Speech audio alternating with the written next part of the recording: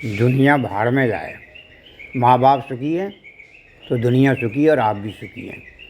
परमात्मा की नज़र आपके ऊपर रहेगी, आपकी निगाह परमात्मा के ऊपर रहेगी।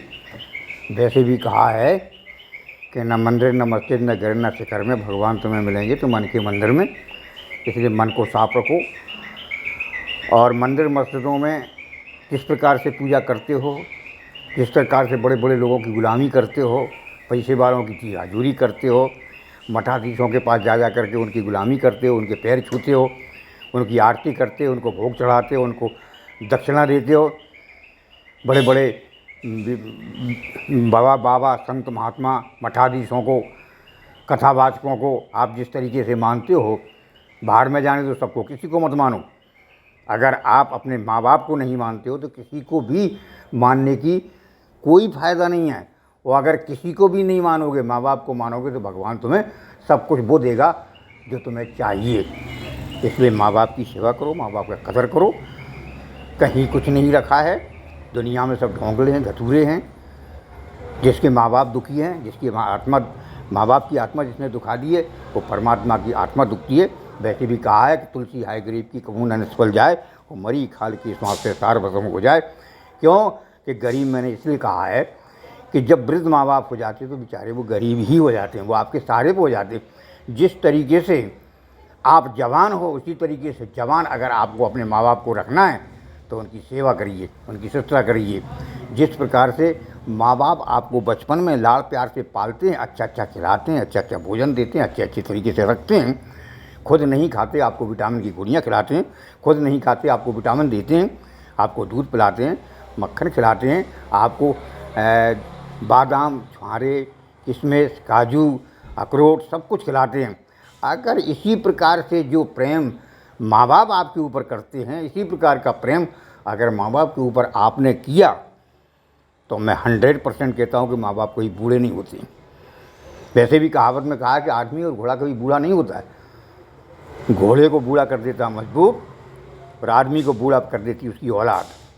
अगर औलाद गलत है तो जवानी में भी आदमी बूढ़ा हो सकता है, और औलाद सही है, कमाने वाली है, ईमानदार है, धर्मात्मा है और माँ बाप की सेवा करने वाले हैं तो वो ही घर स्वर्ग है।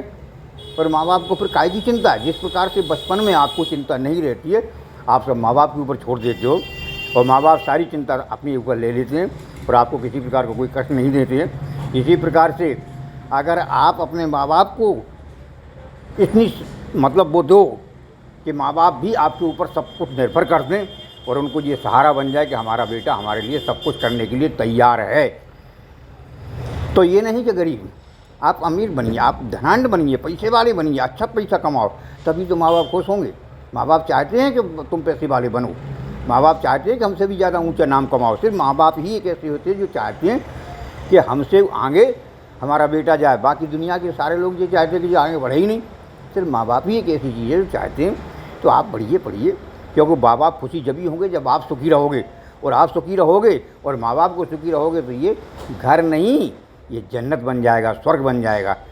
और अगर माँ बाप को सुखी नहीं है, घर में किल्लत है, घर की औरतें अगर ख़राब हैं, घर की घरवाली अगर ख़राब है, तो कितने भी बड़े पैसे वाले बने रहो, आपको कभी सुख और शांति नहीं प्राप्त हो सकती है।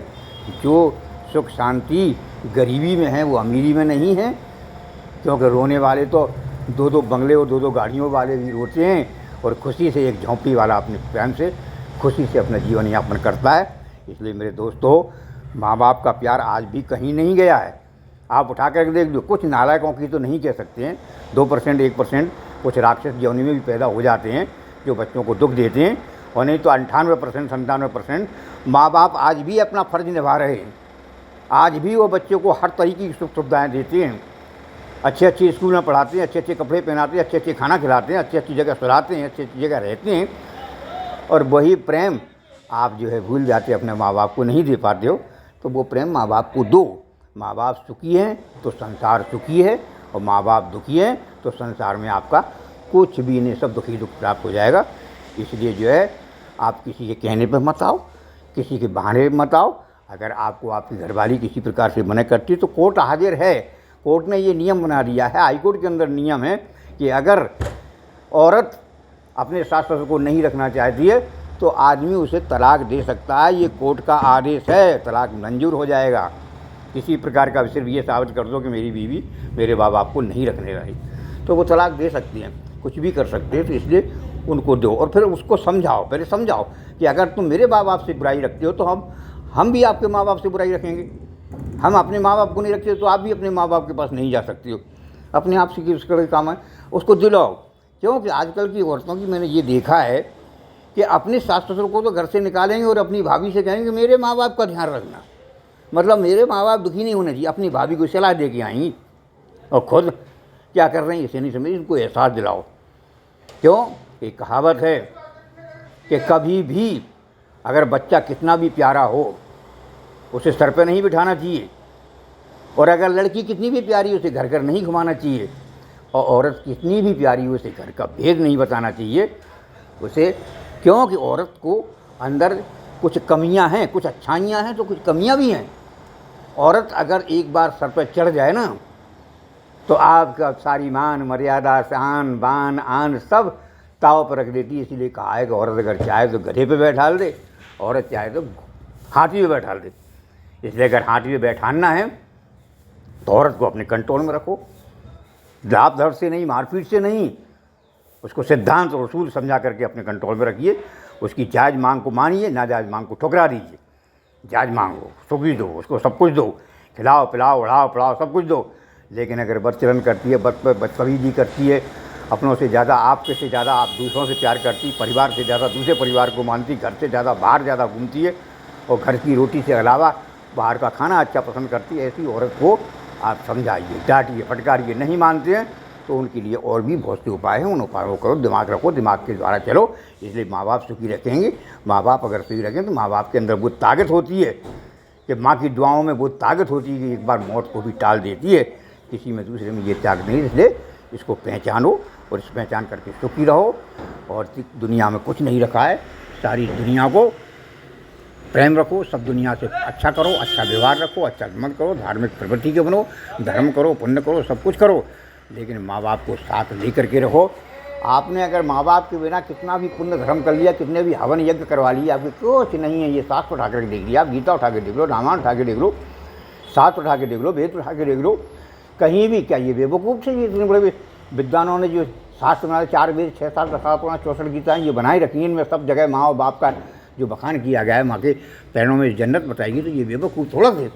अरे उनकी बातों को मानो। रामचरितमानस में जीजा जी ने लिखा है, वो इसलिए लिखा है कि रामचरितमानस, राम जी ने जो चरित्र किया वो मनुष्य के लिए लिखा है कि जिस प्रकार से भगवान राम चलते थे उसी प्रकार से आप जो है चलिए। तो इसी प्रकार से जो है राम राज काहू नहीं व्यापा, दैहिक दैविक बहुत तापा। बहुत से ताप होते हैं लेकिन राम के राज में किसी प्रकार की कोई व्याप्त नहीं होते थे। क्यों? कि वर्णाश्रम निज निज धर्म नरक बीज पथ भोग, चलें सदा पावें सुखे नहीं भय रोग न शोक। वो वर्णाश्रम अच्छे आश्रम थे। गृहस्थाश्रम सबसे बड़ा आश्रम होता है। ये मत सोचो कि वानप्रस्थ आश्रम बहुत बड़ा होता है, जगह चले जंगल में चले गए। जो जंगल में चलने वालों की आज कोई इतिहास नहीं है। जो घर में गृहस्थी में रहने वाले बड़े बड़े महात्मा, बड़े बड़े संत, बड़े बड़े विद्वान, आज उनके नाम चल रहे हैं। वेद व्यास जी को देख लीजिए, हैं सुखदेव मुनि को देख लीजिए, हैं वशिष्ठ जी महाराज को देख लीजिए, जितने भी महान संत महात्मा हुए हैं कबीरदास जी को देख लीजिए। मतलब जितने भी हो, ये सब गृहस्थ आश्रम में रह करके इन्होंने धर्म का पालन किया। आज उनके इतिहास में नाम है। और जो जंगल में चले गए उनको कोई पूछने वाला नहीं। इसलिए आप जपे औरों को जपावे नानक निश्चय मुक्ति पावे। आप खुद ज्ञान दो, दूसरों को ज्ञान दो, तभी तो आपकी मुक्ति होगी, जब दूसरों की मुक्ति होगी। इसलिए इन सिद्धांतों पर चलिए। भगवान राम को मानो, भगवान कृष्ण को मानो, देवी देवताओं को मानो, सबको मानो, लेकिन अपने इनसे सबसे ज़्यादा बढ़ कर के अपने माँ बाप को मानो। अगर माँ बाप को मानोगे तो भगवान राम भी प्रसन्न रहेंगे, कृष्ण भी प्रसन्न रहेंगे, हनुमान भी प्रसन्न रहेंगे, जगदम्बा भी प्रसन्न रहेगी, माता भी प्रसन्न रहेंगे, सब कुछ प्रसन्न रहेंगे आपके पास। और अगर आपने नहीं माना तो दुनिया में आपका साथ देने वाला कोई नहीं है। क्योंकि वैसे भी कहा है काल सर्प से भी ज़्यादा बड़ा, मतलब प्रेत पितर दोष होता है। अगर पितर आपके नाराज़ हैं, पितृ आपके दोषी हैं, दोष अगर पितरों को तुमने नाराज़ कर दिया तो कोई भी देवी देवता आपका साथ नहीं दे सकते। किसी प्रकार का आप जो है भरा आपका नहीं हो सकता है। कई मूर्ख लोग जो है ईमान बस कह देते हैं, अरे काय का ईमान कर रहे तुम यार, क्या है तुम्हारे पास, क्या है? अरे तुम आए हो, उन्होंने तुमको जन्म दिया है, अगर वो जन्म नहीं दे तुम दुनिया में आते कैसे? उन्होंने पाला पोसा है, अगर पाला पोसा नहीं होता तो दुनिया तो रहती कैसे। अरे जिसने आपको जन्म दिया, अरे कोई छोटा सा काम कर देता है। एक उदाहरण के रूप में, अगर किसी ने आपको एक नौकरी के लिए 10,000 50,000 रुपये दे दिए तो आप उसको जीवन भर यश गाते हो, उसकी गुलामी कर दी। और जिस इंसान ने आपको जन्म दिया, जीवन भर पाला पोसा बड़ा किया, और उसी को तुम भूल जाते हो, हैं। अरे उन्होंने क्या किया, लोग आज बड़े प्रेम से आजकल कह देते हैं कि मेरे माँ बाप ने मेरे लिए क्या किया। अरे आप उनको पुराने हिसाब को देखो कि माँ बाप ने क्या किया है। माँ बाप ने वो किया है जो दुनिया की कोई ताकत आपके साथ नहीं कर सकती है। माँ बाप ने कोई बुरा नहीं किया, सब कुछ अच्छा किया, इसलिए उनके साथ अच्छा करो, अच्छा करो। जय माँ विंध्यवासिनी, जय श्री राम। सबका भला हो, सबको सुखी रहो। और मेरी बात को अगर आपके ध्यान में आती है तो इस बात को थोड़ा सा मानो, आप भी सुखी हो जाओगे और आपके माँ बाप भी सुखी हो जाएंगे। और हो सकता है कि अगर इस उद्देश्यों पे अगर चले तो संसार भी सुखी हो जाएगा, राम राज आ जाएगा। जगत गुरु लोग कहते हैं कि हिंदुस्तान को हम विश्वगुरु बना। अरे विश्वगुरु तो जब ही बनाओगे जब आप अपने परिवार को पहले सुदृढ़ करो, अपने परिवार को इस लायक बनाओ, इसके बाद में धीरे धीरे करके सब विश्वगुरु बन जाते हैं। तो इसी बात के द्वारा मैं सबको प्रणाम करता हूँ, नमस्कार करता हूँ। जय श्री सीताराम तुम्हारी जय, माँ विंध्यवासिनी जय, माँ काली जय, कालका महारानी तुम्हारी जय। श्री राम।